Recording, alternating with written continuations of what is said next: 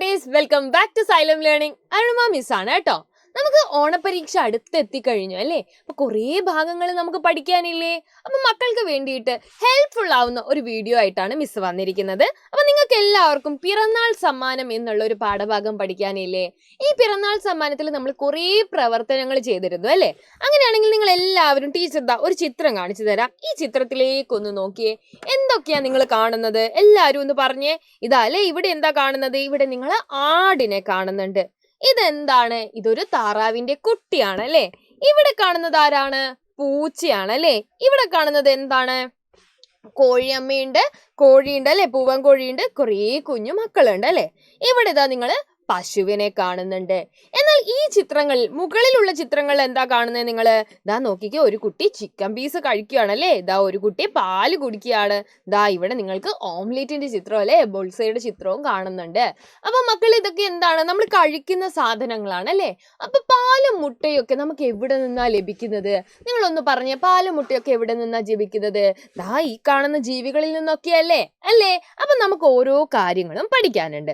അപ്പൊ ആദ്യമായിട്ട് ടീച്ചർ പഠിപ്പിച്ചു തരാൻ വേണ്ടി പോകുന്നത് നമുക്ക് പാൽ തരുന്ന ജീവികൾ ഏതൊക്കെയാണെന്നാണ് അല്ലെ? അപ്പൊ പാൽ തരുന്ന ജീവികൾ എന്നെല്ലാവരും എഴുതുക അല്ലെ?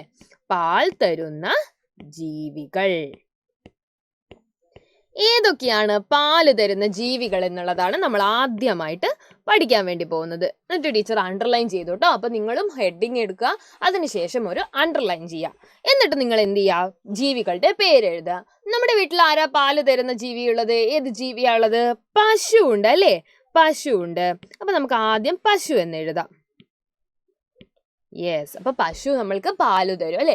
പശു മാത്രാണോ പാല് തരുന്നത്? പാല് തരുന്ന വേറെ ഏതെങ്കിലും ജീവിയെ നിങ്ങൾക്കറിയാമോ? യെസ്, ഏത് ജീവിയുണ്ട്? ആടുണ്ട് അല്ലെ? ആട് നമുക്ക് എന്ത് ചെയ്യും? പാല് തരും. ഇനി നിങ്ങൾ ആടുജീവിതം എന്നുള്ള സിനിമ കണ്ടിട്ടുണ്ടെങ്കിൽ അല്ലെ, നമുക്ക് ഒട്ടകം അല്ലെ, ഒട്ടകത്തിന്റെ പാല് കൊടുക്കുന്നത് നിങ്ങൾ കണ്ടിട്ടുണ്ടാവില്ലേ? കണ്ടിട്ടുണ്ട് അല്ലെ? പക്ഷെ നമ്മുടെ ഇവിടെ ഒന്നും ഒട്ടകമില്ല, അതുകൊണ്ട് നമുക്ക് ഒട്ടകം എഴുതണ്ട. എന്നാലും ഒട്ടകത്തിന്റെ പാലും നമ്മൾ യൂസ് ചെയ്യുന്നുണ്ട്. അപ്പൊ നമുക്ക് ഒട്ടകം എന്നും കൂടെ എഴുതാം കേട്ടോ. ഓക്കെ, യെസ്, നിങ്ങൾ സിനിമ കണ്ടതുകൊണ്ട് നിങ്ങൾക്ക് എല്ലാവർക്കും അറിയായിരിക്കും അല്ലെ? ഓക്കെ, അടുത്തതായിട്ട് ടീച്ചർ പറയുന്നത് മുട്ട തരുന്ന ജീവികളാണ്. മുട്ട തരുന്ന ജീവികൾ.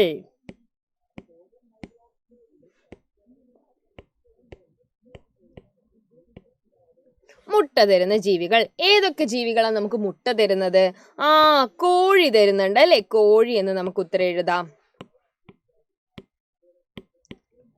താറാവ് തരില്ലേ? താറാവിന്റെ മുട്ട കഴിച്ചിട്ടുണ്ടോ? താറാവ് തരും അല്ലെ? താറാവ് തരും.